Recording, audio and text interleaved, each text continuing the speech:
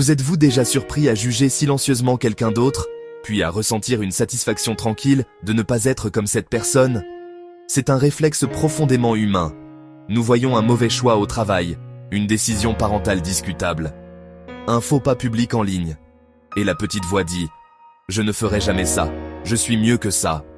Ce subtil sentiment de supériorité est un vieux piège, une forteresse d'auto-justification, qui nous isole de la grâce et des autres.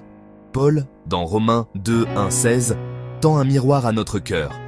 Il confronte notre tendance à juger tout en oubliant nos propres défauts. Reconnaître cela est le premier pas vers la liberté et l'humilité. C'est pourquoi tu es inexcusable, ô homme, quand tu juges. Car en jugeant les autres, tu te condamnes toi-même. Puisque toi qui juges, tu fais les mêmes choses. Déclaration radicale, juger, c'est l'hypocrisie à nu. Les actions diffèrent, mais la racine est la même. Nous critiquons la paresse et ignorons notre procrastination. Nous dénonçons le matérialisme, tout en chérissant le statut. Personne n'a de passe-droit, pas de caste de bon. Le terrain plus élevé du juge est du sable mouvant. Dieu juge selon la vérité, nos intentions, pas la façade. Terrifiant, on ne peut pas se cacher. Libérateur, on peut cesser de performer. La vraie transformation commence dans l'honnêteté. Pourquoi l'autosatisfaction est-elle si dangereuse? D'abord, elle ferme le cœur à la croissance.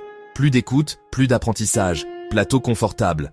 La vie spirituelle devient un musée du passé. Ensuite, elle blesse les relations. Distance, pas connexion. Le jugement tacite rend l'autre sur la défensive. On remplace la compassion par une comptabilité morale froide. Enfin, c'est l'auto-tromperie. On édite notre histoire. On minimise nos incohérences. La conscience ne prend plus racine. La grâce est don immérité. L'auto-justification repose sur le mérite. Le moralisme manque l'évangile. Dieu sauve ceux qui savent leurs besoins. L'humilité rouvre le cœur au changement réel. Étape 1. Pratiquez l'écoute humble pour comprendre, non pour répondre. Demandez, pouvez-vous m'aider à mieux comprendre? Qu'est-ce que cela vous a fait ressentir? Quittez le rôle d'expert, entrez en apprenant. Étape 2. Examen honnête de 5 minutes chaque soir. Où ai-je été critique? Quand par orgueil ou par peur? Et aussi, où ai-je vu la grâce à l'œuvre aujourd'hui? Étape 3. Demandez un feedback honnête à une personne de confiance. Écouter, remercier, réfléchir. Antidote à l'illusion de perfection. L'humilité devient une pratique, pas un sentiment. Comme l'eau qui sculpte la pierre, ces disciplines remodèlent le cœur vers la grâce. Maria, chef de projet exigeante, juge souvent son équipe. Pouvez-vous m'expliquer ce qui se passe? Le jugement cède la place à l'empathie. Examen quotidien. Connecté plutôt que condamné. Sa dynamique d'équipe se transforme. Paul juge Marc sur le temps d'écran de ses enfants. Elle révèle sa peur d'être un assez bon père.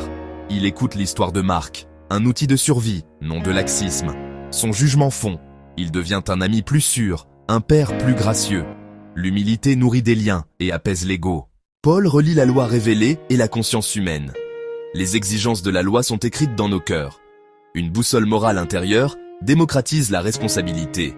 Les Écritures calibrent, non pour armer, mais éclairer. L'auto-justification déforme l'aiguille de la conscience.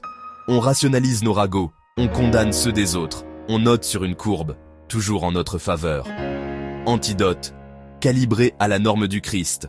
Amour, miséricorde, justice.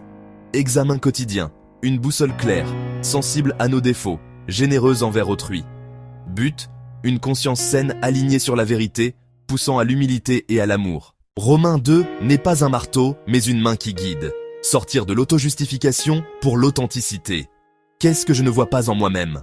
Ouvrir la porte à la grâce. Dieu juge selon le cœur. Notre orgueil se démantèle. 3 pratiques simples, quotidiennes, libératrices. Le terrain est plat au pied de la croix. Tous ont besoin de miséricorde. Être simplement humain, imparfait, aimer, en croissance.